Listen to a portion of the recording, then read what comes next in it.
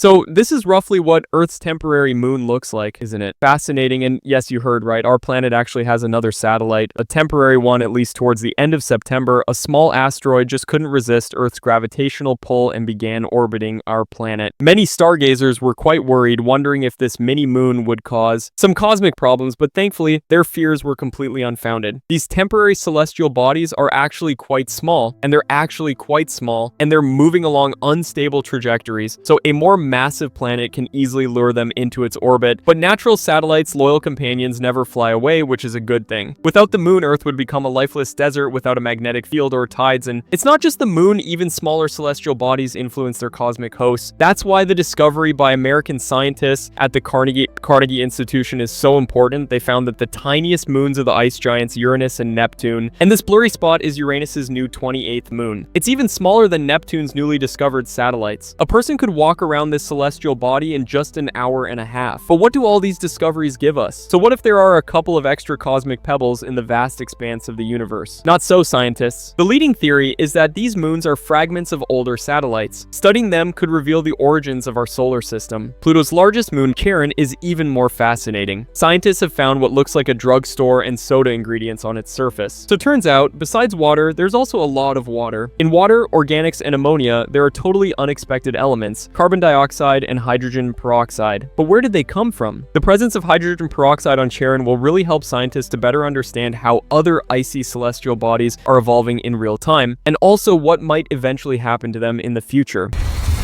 Yes, there are intense processes of significant change happening there, you see. And this ongoing evolution, these continuous changes, clearly indicate that the initial formation processes are definitely not yet complete.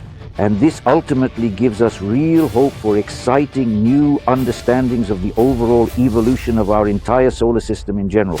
It may seem that astronomers do nothing but look through telescopes and then calculate the orbits of celestial bodies using complex multi-tiered telescopes, but they're not. In fact, everything is much more interesting and exciting. Scientists even bet on participants in a thrilling space race. How are Saturn and Jupiter competing? How might the confrontation between the planets end? And why is Saturn's icy moon disguising itself as a tiger? The gas giants Jupiter and Saturn are currently battling it out for the lead in the total number of moons. So between those two, who do you think actually has more? Drum roll, please. And with a score of 146 to 95, the winner is Saturn. A very unexpected result. Just a year ago, the gas giant couldn't have dreamed of becoming the solar system's record holder. But then an international team of scientists discovered 6 dozen new Saturnian moons at once, before no one even suspected they existed. And that's because the satellites behave strangely. They rotate in odd elliptical orbits and even in the opposite direction to Saturn. The cherry on top is the size of the objects. The tiniest of them are only 2.5 kilometers in diameter. It's hard to imagine how such small things can even be seen from Earth against the backdrop of a brightly sunlit Saturn. We believe they originated from a much larger parent moon that broke apart millions of years ago, forming these unique formations.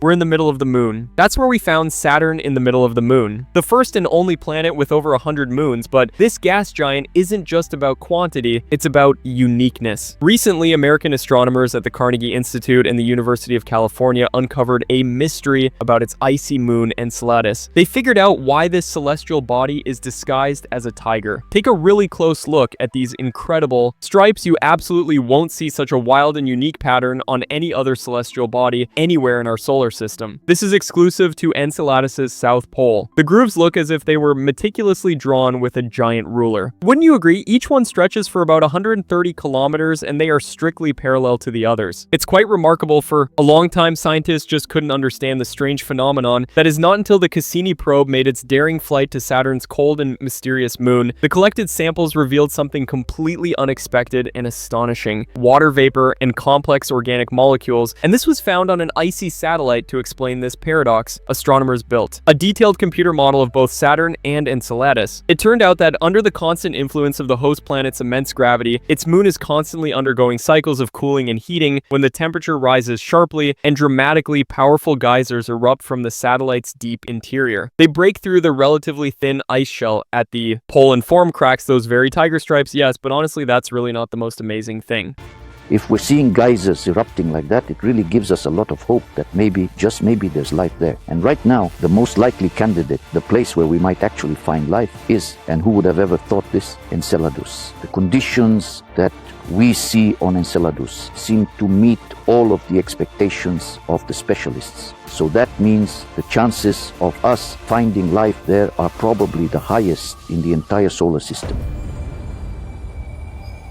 Okay, so we've gone over the basics of the moons in our solar system, but honestly, what's happening beyond our solar system is even more interesting and mind-blowing. I mean, logically speaking, if exoplanets exist out there, then they should also have their own moons, right? But for a long time, we didn't find any, or rather, we hadn't found any yet, until Io Jupiter's incredibly volcanic moon came into the picture. It actually helped scientists make a discovery that could be considered the discovery of the center of the solar system, which is the solar system of the century, the very first exomoon ever discovered. No modern special effects can capture Io's atmosphere. Its volcanoes constantly put on fiery shows with lava fountains, reaching heights of up to 500 kilometers, sending molten material into space. These fireworks create a donut-shaped ring cloud around Jupiter. American astronomers recently spotted a similar donut beyond our solar system. They're closely observing the exoplanets that are in the center of the solar system, and are also observing this unusual gas cloud with the Very Large Telescope in Chile. It turns out this donut-shaped cloud orbits a distant exoplanet similar to Saturn in mass and size, but it doesn't just hang there. It acts like it's alive, expanding and contracting as if it's breathing. Every second, 100 tons of sodium are injected into this cloud. It's an absolutely incredible amount. Neither the star nor any of the nearby planets could possibly hold such vast reserves of sodium. The source remains unseen, a true mystery. But astronomers can confidently exclaim, "Eureka! This is monumental, a groundbreaking discovery. We've never before seen such convincing evidence pointing towards the existence of exomoons." These celestial bodies, whether tiny or giant, icy or fiery, perfectly spherical, or wildly irregular in shape, play a crucial role in shaping planets and expanding our understanding of the cosmos. Without moons, the universe would be a much lonelier place, wouldn't it?